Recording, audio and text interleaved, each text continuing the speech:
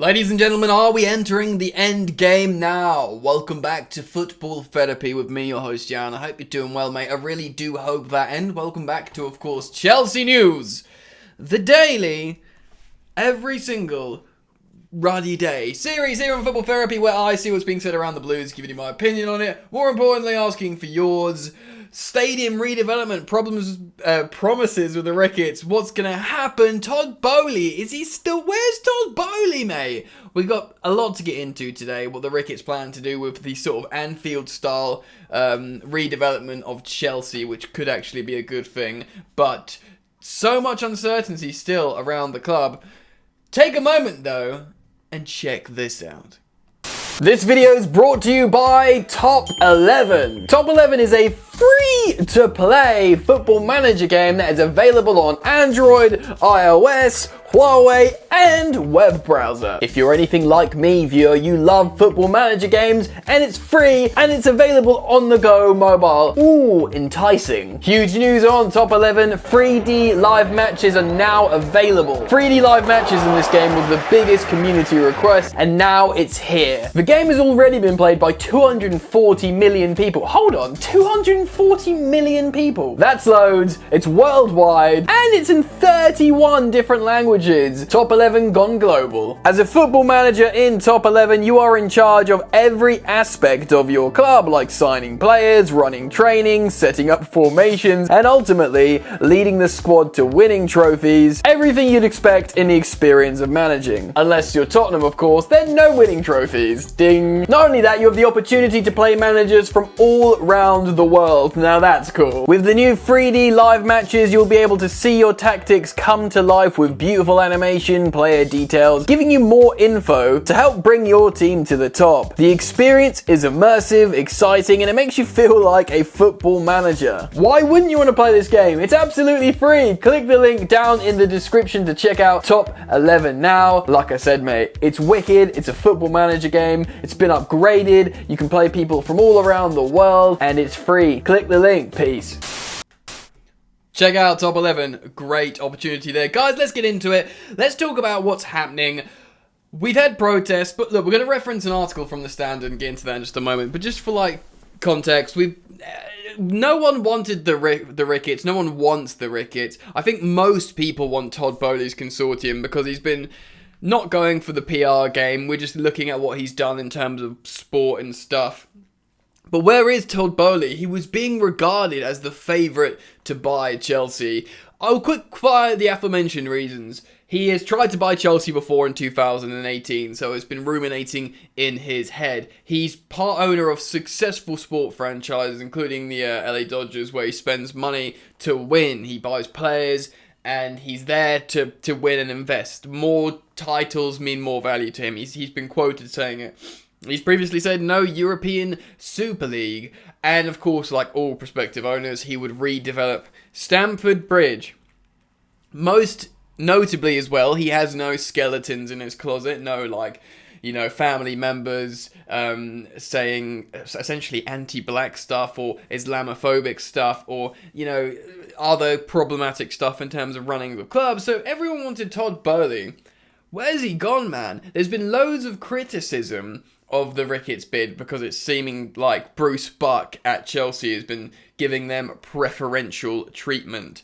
Firstly, of course, the meeting with Cannaville, which, wasn't supposed to happen. They weren't supposed to be able to be allowed to do anything like that. And also the 8-point plan, publishing an 8-point plan. Dominic Fifield of The Athletic explained how he spoke to one of the potential bidders. And he says, how come, you guys aren't publicising your plans like the Ricketts with their 8-point plan? And he says, well, because we're abiding to NDAs, non-disclosure agreements, or they can't speak publicly. So why is the Ricketts publicly making these statements and having these meetings set up by Bruce Buck, where they're not even supposed to have met Bruce Buck yet? It's seemingly all a breach of the process from Rain. It's worrying. Anyway, I've got a bit of a cold. Excuse me for sniffing, ladies and gentlemen, boys and girls. So, you know, we're assuming everything is going on in the background with rain. Certainly, you'd imagine it is. Pagliuca of the Boston Celtics ownership, he's been very quiet. And we're assuming he's not a favourite. Generally, if you could pick between two, it'd probably be between Broughton, actually Broughton or Broughton, however it's pronounced, his gang, and of course Todd Boehly. But what we're hearing and what we're fearing is that the Ricketts are becoming more and more likely. Let's read this article by James Robson on the Standard Sport. Okay, let's have a look. The Ricketts family will immediately start work on redeveloping Stamford Bridge. So this is what I wanted to talk about. If they win the race to buy Chelsea and insist they will continue playing at their historic home during its rebuild. So this was a big concern because loads of people were scared that they'll be moved. You know, there was a point Chelsea were going to go to Battersea Power Station. That the redevelopment, Chelsea would have to go and move away from home for years. Like Tottenham went away for 1 year, 2 years or something? Not that long. But that Chelsea might have to leave Stamford Bridge for years. The owners of the Chicago Cubs have put a new stadium at the heart of their bid for the European champions and believe the construction process could be completed in 5 years, with developers looking to renovate on a stand-by-stand basis. Boom! That's what you want. You shut a stand, you redevelop it. You shut a stand, you redevelop it. You shut a stand, you redevelop it. It'll be frustrating.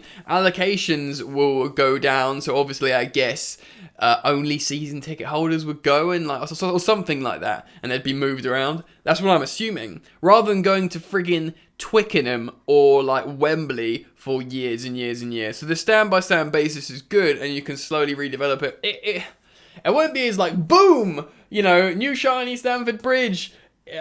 Elsewhere that you come for the first time, like the Tottenham Hotspur Stadium, but it will be, you know, less painful. You won't have to go away from home, which is really like important, I think.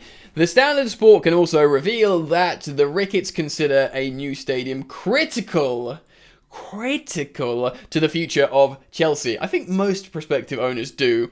They have already enlisted architects so they can, quote, hit the ground running, and are convinced they can keep the club competing for the biggest honours during the rebuild, and are more focused on making the bridge the best in the Premier League, even if not the biggest. Wow. Eric Nordness headed up their £760 million redevelopment of the iconic Wrigley Field in Chicago without rehoming the Cubs, and it is determined to repeat the feat with Chelsea. He had already carried out extensive research on the bridge as part of the Ricketts' last attempt to buy out Roman Abramovich 4 years ago. Wow, okay, so the Ricketts have already tried to... I didn't know that. See, I knew Todd Boehly tried to buy Chelsea. I didn't know the Ricketts. The US family are convinced they are better qualified than any of their rival bidders to successfully deliver a state-of-the-art stadium, given their experience with Wrigley Field, which was granted National Monument status. That sounds good. National Monument status. Whatever that means.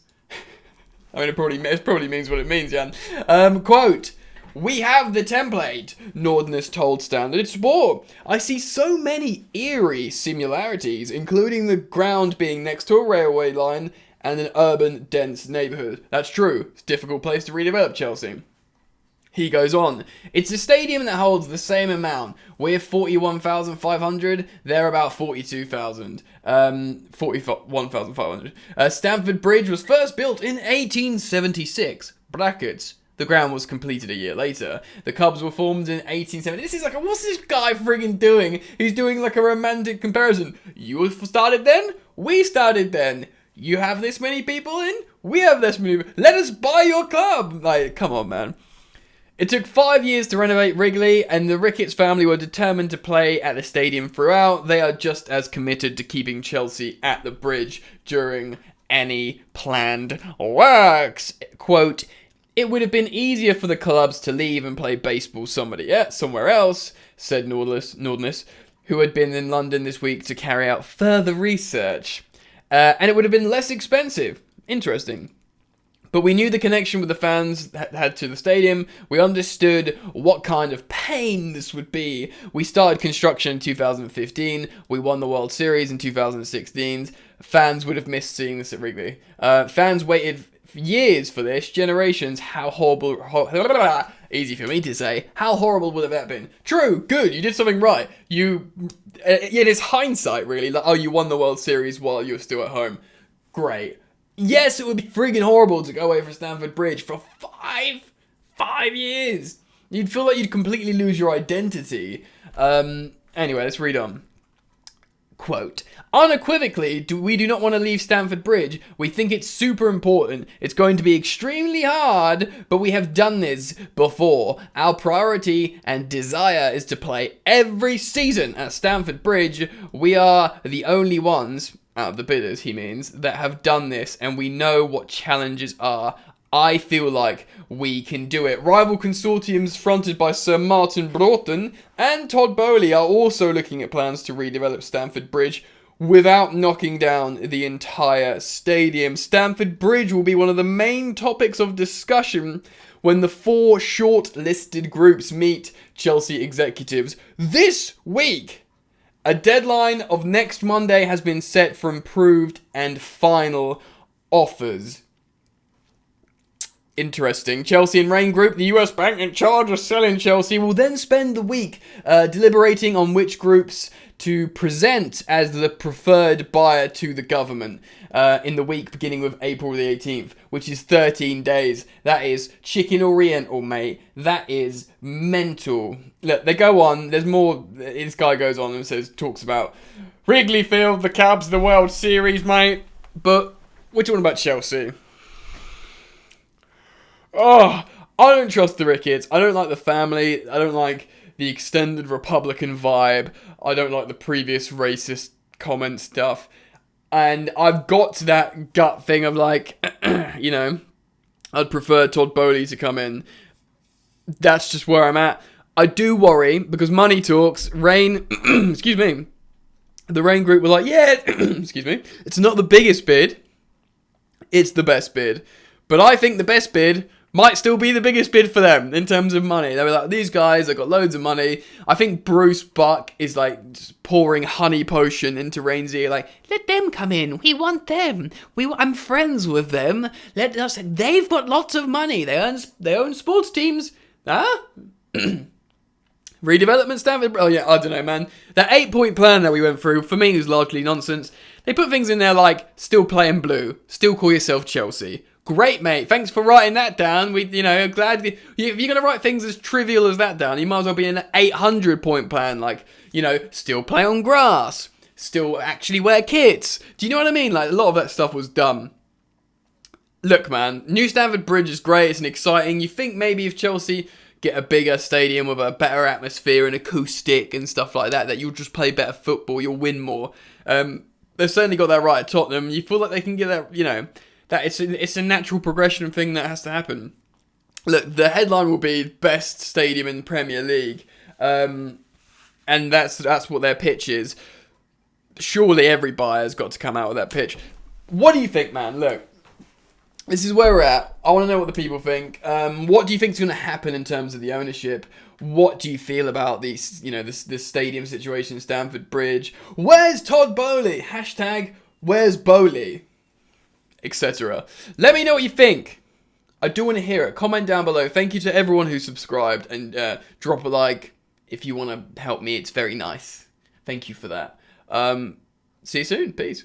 You ain't so tough with that bad boy tuck. I'ma get it how I'm living, I'ma walk the walk. Outline my lines, I rap through thought. Body bag the verse, outlined in chalk. In my life seen trouble, hustle on the double. Silence on the trigger like my pick got a muzzle. Yo, chick like to guzzle, bad boy stay in trouble. I only love this paper, sorry I don't. I laugh me, baby.